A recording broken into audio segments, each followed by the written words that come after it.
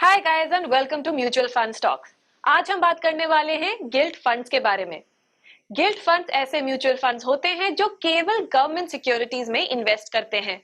इनमें इन्वेस्ट करना जनरली ऐसे इन्वेस्टर्स प्रेफर करते हैं जो रिस्क अवर्स और कंजर्वेटिव टाइप के होते हैं और चाहते हैं कि वो गवर्नमेंट बॉन्ड्स जैसे सिक्योर इन्वेस्टमेंट्स में ही अपने फंड्स को इन्वेस्ट करें।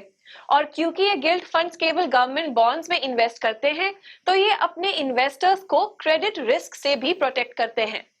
ये कुछ ऐसे इंस्ट्रूमेंट्स की तरह होते हैं जिनका एक सॉवरेन गारंटी होता है।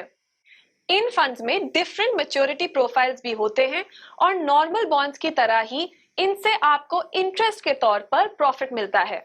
तो आइए जानते हैं कि ये कैपिटल मार्केट में किस तरह काम करते हैं और इनके ऐसे कौन से बेनिफिट्स हैं जो इन्हें एक अपीलिंग इन्वेस्टमेंट ऑप्शन बनाते हैं। How do guilt funds work in the capital market? Generally guilt funds government of India तब इशू करती है जब उन्हें फंड्स या लोन्स की जरूरत हो और तब वो रिजर्व बैंक ऑफ इंडिया को अप्रोच करती है। आरबीआई हमारे देश का सेंट्रल बैंक होने के साथ साथ गवर्नमेंट का बैंकर भी है।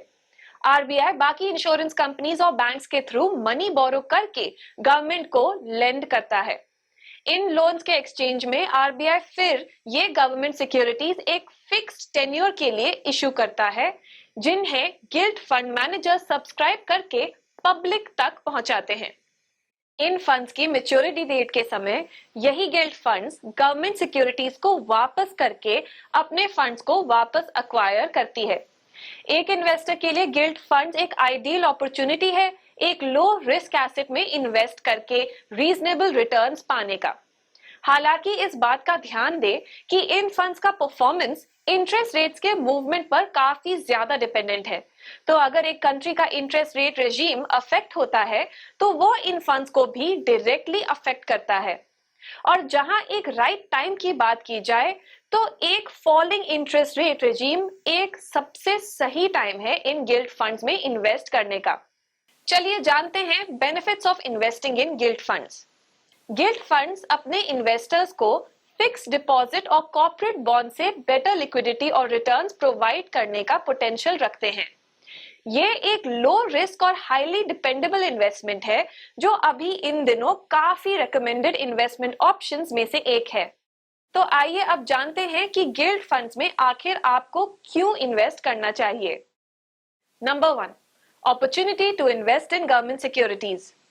रिटेल इन्वेस्टर्स गवर्नमेंट सिक्योरिटीज में डायरेक्टली एक्सेस नहीं पा सकते, तो ऐसे में गिल्ट फंड्स एक काफी अच्छा जरिया है इन सिक्योरिटीज में इन्वेस्ट करने का। आप जैसे इन्वेस्टर्स को एक एक्सपोजर गेन करने का मौका काफी इजीली मिल जाता है अगर आप अपने पोर्टफोलियो को डाइवर्सिफाई भी करना चाहते हैं तो। Number 2, minimal credit risk. जैसा कि हमने जाना कि गिल्ट फंड्स में काफी मिनिमल या बिल्कुल क्रेडिट रिस्क नहीं होता है क्योंकि गवर्नमेंट ये अंडरलाइंग सिक्योरिटीज इशू करती है और इसीलिए ये उन इन्वेस्टर्स के लिए काफी सूटेबल है जिनका रिस्क एपेटाइट काफी कम हो। Number 3, short term returns. Guilt funds काफी कम रिस्क में मॉडरेट रिटर्न्स जनरेट करते हैं। अगर आप शॉर्ट टर्म या मीडियम टर्म के लिए इन्वेस्ट करना पसंद करते हैं तो ये फंड्स एक काफी अच्छे ऑप्शन साबित हो सकते हैं। आप इनमें करीब 1 से लेकर 3 सालों के लिए भी इन्वेस्ट कर सकते हैं। बात करते हैं उन फैक्टर्स की जो आपको एज एन इन्वेस्टर कंसिडर करना चाहिए। गिल्ट फंड्स में इन्वेस्ट करना बेशक एक इंटरेस्टिंग ऑप्शन है, पर इनमें इन्वेस्ट करने से पहले आपको कुछ बातों का खास ख्याल रखना चाहिए। तो आइए जानते हैं उन फैक्टर्स के बारे में। Number 1, the risk factor. Guilt funds corporate bond funds के कंपैरिजन में एक काफी लिक्विड इंस्ट्रूमेंट है। इसकी वजह यह है कि इनमें आप शॉर्ट टर्म से लेकर मीडियम टर्म के लिए ही इन्वेस्ट करते हैं और साथ ही साथ गवर्नमेंट हमेशा अपने ऑब्लिगेशंस को फुलफिल करती है। पर एक बात का ध्यान रखें कि guilt funds primarily interest rate risk से इन्फ्लुएंस्ड होते हैं, इसीलिए इनका नेट एसेट वैल्यू एक इंक्रीजिंग इंटरेस्ट रेट रेजिम के समय काफी ज्यादा ड्रॉप हो जाता है। Number 2, the returns factor. Guilt funds करीब 12% तक के रिटर्न्स जनरेट कर सकते हैं, पर यह भी बात है कि गिल्ड फंड्स के रिटर्न्स हाईली वेरिएबल होते हैं और इंटरेस्ट रेट्स के साथ साथ इनका रिटर्न जनरेशन परसेंटेज भी चेंज हो जाता है। इसीलिए ये एडवाइजेबल है कि अगर आप गिल्ड फंड्स में इन्वेस्ट करना चाहते हैं तो मार्केट को अच्छे से स्टडी करके एक वायबल इंटरेस्ट रेट के समय ही इन पे इन्वेस्ट करें। Number 3, the cost factor. Guild funds investment के समय एनुअल फी चार्ज करते हैं, जिससे आप एक्सपेंस रेशियो भी कह सकते हैं। ये एक परसेंटेज होता है जो एवरेज एसेट अंडर मैनेजमेंट के द्वारा निकाला जाता है।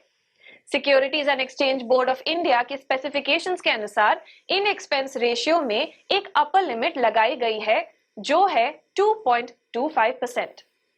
Number 4, financial goals. ये तो एक काफी कॉमन अंडरस्टैंडिंग है कि आपको किसी भी फंड या एसेट क्लास में इन्वेस्ट करने से पहले अपने फाइनेंशियल गोल्स पर जरूर ध्यान देना चाहिए और फिर ही ऐसे ऑप्शंस को चूज करना चाहिए जो आपके फाइनेंशियल गोल्स या एम्बिशंस को पूरा करने में आपकी मदद करें। अगर आप अपने पोर्टफोलियो को डाइवर्सिफाई करना चाहते हैं या और एक रिस्क फ्री इन्वेस्टमेंट आपके फाइनेंशियल प्लान का पार्ट बनाना चाहते हैं तो आप बेशक गिल्ड फंड्स में इन्वेस्ट कर सकते हैं। गिल्ड फंड्स में इन्वेस्ट करना हाल ही में काफी पॉपुलर हुआ है और इन्वेस्टर्स इन्हें काफी प्रेफर भी करते हैं। Guys, thank you so much for watching this video. हमें कमेंट सेक्शन में बताएं कि आपने कौन से गिल्ड फंड्स में इन्वेस्ट किया है। म्यूचुअल फंड्स के बारे में और इंटरेस्टिंग जानकारी के लिए हमारे YouTube चैनल को लाइक, शेयर और सब्सक्राइब करें और अपनी इन्वेस्टिंग जर्नी शुरू करने के लिए 5पैसा ऐप को डाउनलोड करें।